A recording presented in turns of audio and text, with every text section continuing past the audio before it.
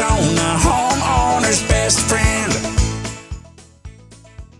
And now I'm going to talk about one of your main crops, which is the alfalfa. And we've got to talk about this because a lot of Arizonans have their own opinions about alfalfa, growing alfalfa in the desert.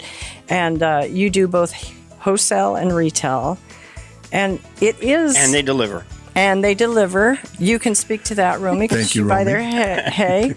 One of our most efficient crop, I like to point out how efficient it is.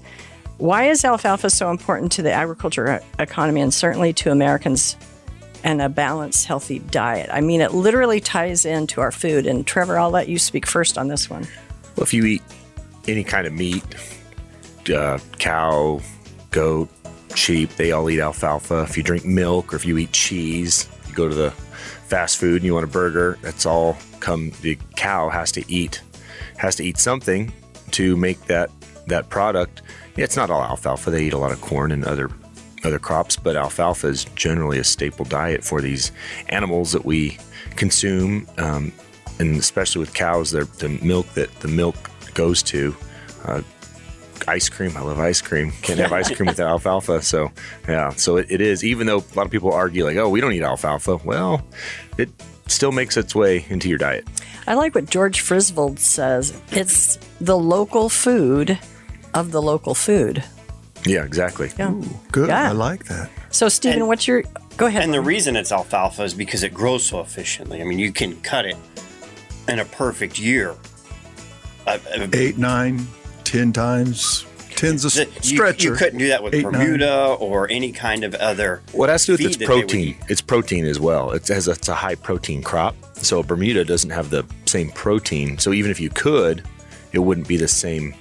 It wouldn't have the same effect. There's no other plant that could keep up with the demand and provide the protein. It's like the huge rub on people is the amount of water. Well, you look at corn, which uses a lot of water. It gets harvested one time. So you're using all this water to grow this crop to be harvested one time. We leave that alfalfa in.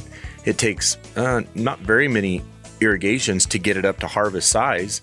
And we've got 3, 4, maybe even 5 years of harvesting that crop from that original water to get it to where it's harvestable. But we still irrigate it in between, but that corn, all this water, and then you harvest it once and that's it.